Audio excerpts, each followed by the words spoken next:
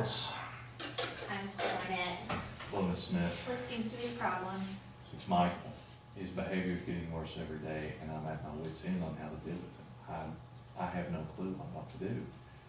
It's a tough one. Have you tried operant conditioning? No, Do you know what operant conditioning is?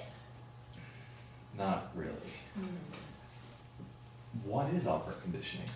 That's an excellent question. Would you like a cookie? Sure, thank you. You're welcome. All right, so let's take a look at operant conditioning.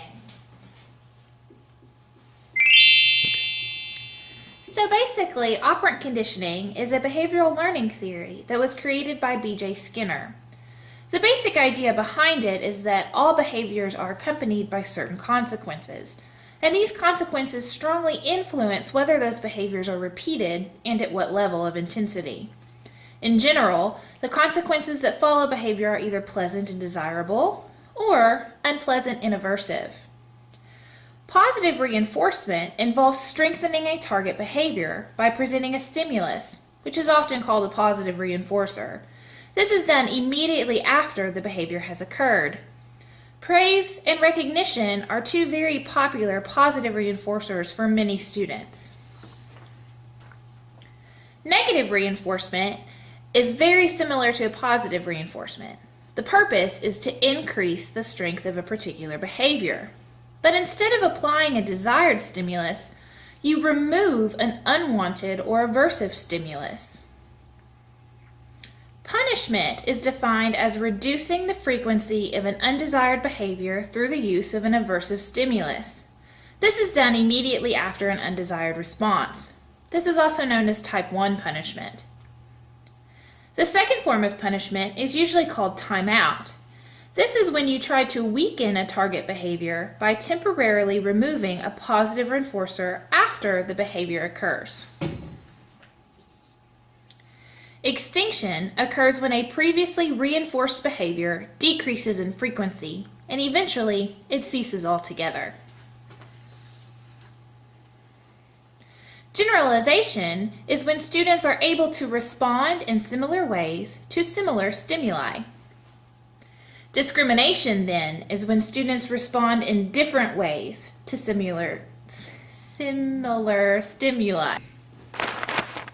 So that's basically operant conditioning. Now, this was a lot of information. So, do you have any questions?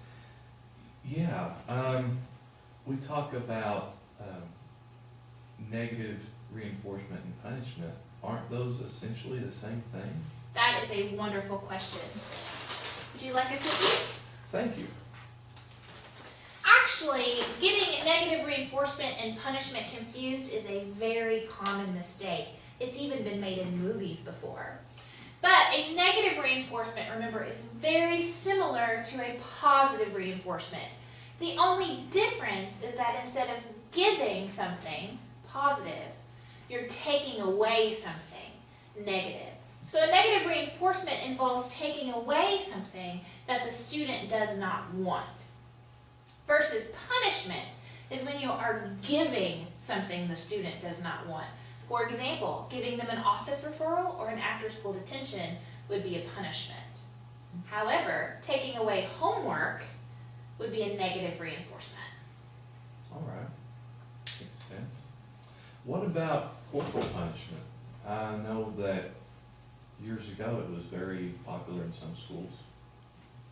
Actually, researchers are still kind of up in the air about whether or not corporal punishment is actually effective. Some choose to think that it is a positive reinforcer because you're giving something to the student. However, the other side believes that it's ineffective and that it doesn't end in the desired behavior. We've talked a lot about punishment and negative reinforcement. What about this positive reinforcement? I feel like whenever we talk about this, I should have I should have a bell. It's very Pavlovian. That's a very good point and a great question. Would you like a cookie? Thank you. So positive reinforcement does kind of bring to mind when you're training your dog at home, right? But it is a little bit different because we are dealing with humans here. So while the basic principle is the same, our subjects are much more complex. So this often leads to what we call shaping, When you're looking for a desired behavior, you're going to reinforce behaviors that are leading to that behavior as well. So if it's similar to what you want, you would go ahead and reinforce it. You would also ignore the behaviors that are not that reinforcing that behavior. So in that way, through time, it will eventually get to the behavior you want. So while it is very similar to how you would train a pet, it's a little bit more complicated than that. Well, this is all really informative and eye-opening, but I'm really wondering, is there any specific strategies that I could use with Michael in my class to help with his behavior issues?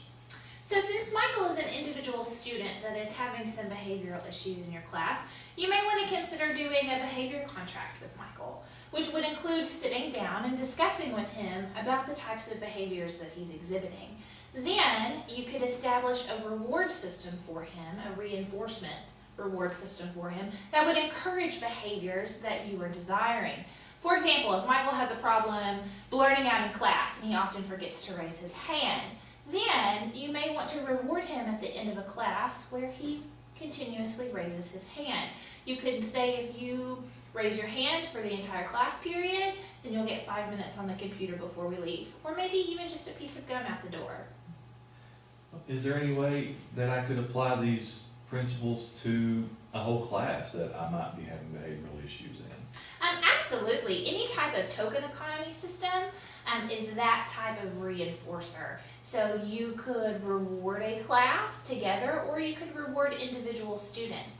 So let's say that you've had a problem with your class turning in homework. What teacher hasn't had that problem, right?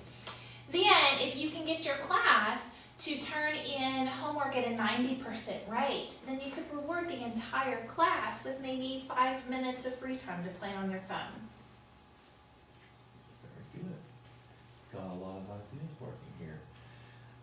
I'm just really concerned now. I mean, I've got these strategies and I've got these ideas on how to implement them. What can I expect as far as the time frame to see the positive results of this?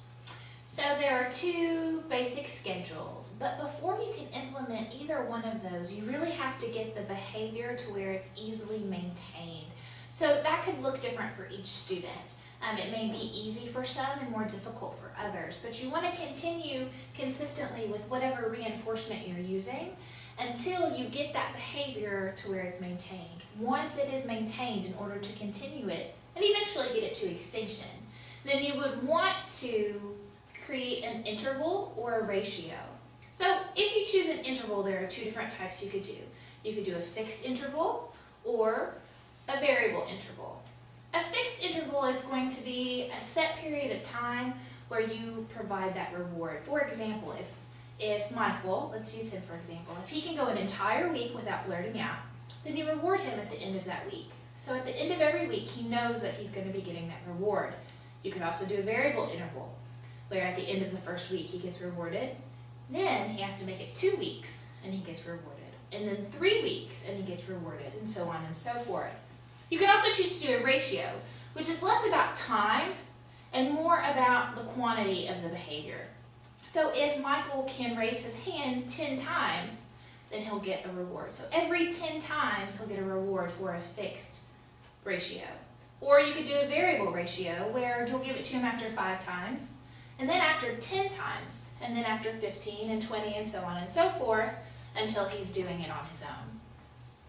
After hearing this and seeing it on the board and discussing it like this, I really feel that the best solution for Michael's problem and even his classroom in general would probably be the fixed ratio, where they have to have or a variable ratio, where they have